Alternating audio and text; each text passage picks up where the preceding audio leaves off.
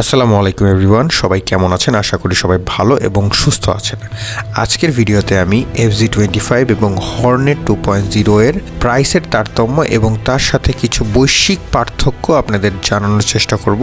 সবাই ভিডিওটি একটু মনোযোগ দিয়ে শোনার চেষ্টা করবেন। হর্নেট 2.0 ইন্ডিয়ার বাজার মূল্য হচ্ছে 1,43,000 রুপি, যেটি বাংলাদেশে ক্রয় মূল্য আমরা এখন কিনে থাকি 2,90,000 টাকা দিয়ে। অপরদিকে FZ25 ইন্ডিয়াতে 2024 সাল পর্যন্ত ক্রয় মূল্য ছিল 1,45,000-এর মাঝখানে এবং বাংলাদেশে এটির ক্রয় মূল্য ধারণ করা হয়েছে 4,35,000 টাকা। সিসি না মিললেও এখন হোন্ডার সাথে ইয়ামাহার কম্পেয়ার এজন্যই করতেছি, এর কারণ দুটি ওয়ার্ল্ড র্যাঙ্কিংয়ের টপ ব্র্যান্ড, কারো থেকে কাউকে কম বলা যায় না। এখন দুটো বাইকের কম্পোনেন্টস মেড ইন ইন্ডিয়া, ইম্পোর্টও হয়েছে ইন্ডিয়া থেকে।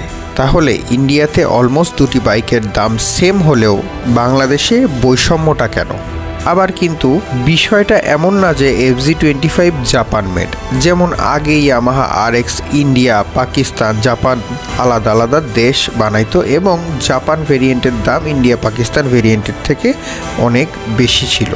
এবার যদি আমি বাইকের পার্টস এবং কম্পোনেন্টসের কথা বলতে চাই, তাহলে হর্নেট 2.0-তে brake, master cylinder, caliper, FI system সব কিছু রেপুটেটেড ব্র্যান্ডের ব্যবহার করা হয়েছে। যেমন ব্রেক সিস্টেম হিসেবে নিশিন ব্যবহার করা হয়েছে।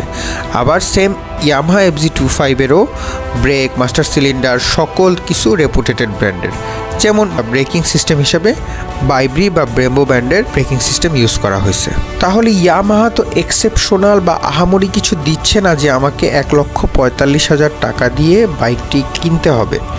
শুধুমাত্র সামান্য একটু বেশি হর্স পাওয়ারের জন্য বা টর্কের জন্য কি আমি 1,45,000 টাকা দিব? আবার ইয়ামাহার সাসপেনশন রেগুলার, গ্যাব্রিয়েল বা ইন্ডিউরেন্স ব্র্যান্ডের তারা ইউজ করে থাকে, যেখানে হর্নেট 2.0 আপসাইড ডাউন শোয়া ব্র্যান্ড অর্থাৎ জাপানি ব্র্যান্ডের সাসপেনশন দিচ্ছে। আচ্ছা, এখন শুধু পিছনে ABS 2-3 হর্স পাওয়ার বেশি বা 2-3 টর্ক বেশি এর মূল্য কি 1,45,000 টাকা হওয়া উচিত?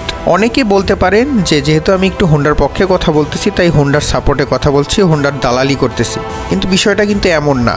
আমি অরিজিনাল ফ্যাক্ট বলার চেষ্টা করছি যে বিশ্ববাজারে একটি বাইকের দামের থেকে বাংলাদেশে সেই বাইকের বাজার মূল্যর তারতম্য অনেক বেশি। তাহলে আমরা কিন্তু বাইকাররা নিজেদের অজান্তে নিজেরাই কোণঠাসা হয়ে পড়তেছি। সবাই ভালো থাকবেন, সুস্থ থাকবেন এবং আপনাদের মতামত শেয়ার করার চেষ্টা করবেন। আসসালামু আলাইকুম।